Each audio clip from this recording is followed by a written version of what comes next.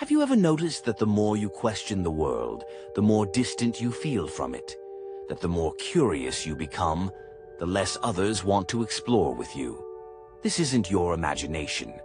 Throughout history, society hasn't feared violence as much as it fears radical ideas. It doesn't fear destruction, it fears disruption. And nothing disrupts like a mind that dares to ask, why? What if? What lies beneath the surface? From the ancient cynics who walked barefoot through cities, challenging convention, to the modern philosophers who dismantle ideologies from behind laptops, those who think deeply have often found themselves on the edges of society, not because they are dangerous, but because they illuminate what others are trying to avoid. The act of deep thinking is not just about insight, it's about reflection.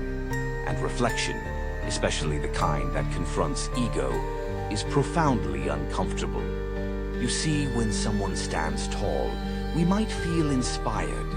When someone becomes wealthy, we might feel motivated.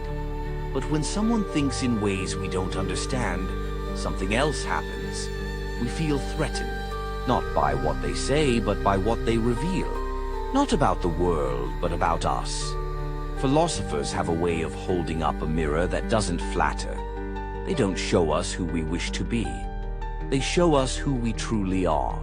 And more often than not, that reflection is hard to accept.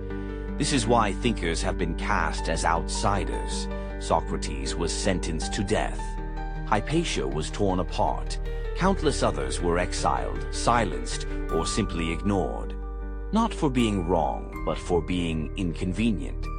To think deeply is to walk a lonely path, not because others can't follow, but because few are willing to. The deeper your thoughts, the harder they are to express, not because they are complicated, but because they cut through the scripts we're taught to live by. And most people don't want their scripts questioned. Psychologically, humans crave certainty. It keeps us safe. It makes the world feel stable. Deep thinking, on the other hand, introduces uncertainty. And uncertainty is terrifying.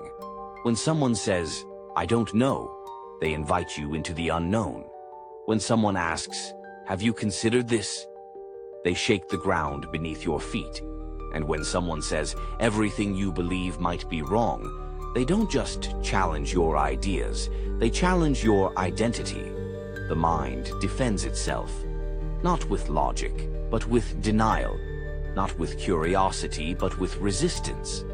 That's why, in many rooms, the loudest voice is not the one with the best ideas, but the one that makes us feel the most secure. Deep thinking isn't rewarded with applause. It's often met with silence, with discomfort, with distance. But that doesn't mean it isn't worth it. To think deeply is to live fully, to see through illusion, to seek meaning in a world that often runs from it. So, if you feel misunderstood, if you feel like your thoughts echo in empty rooms, know this: you are not alone. You are simply ahead. And perhaps one day, when the world is ready to listen, your thoughts will be the ones that light the path forward.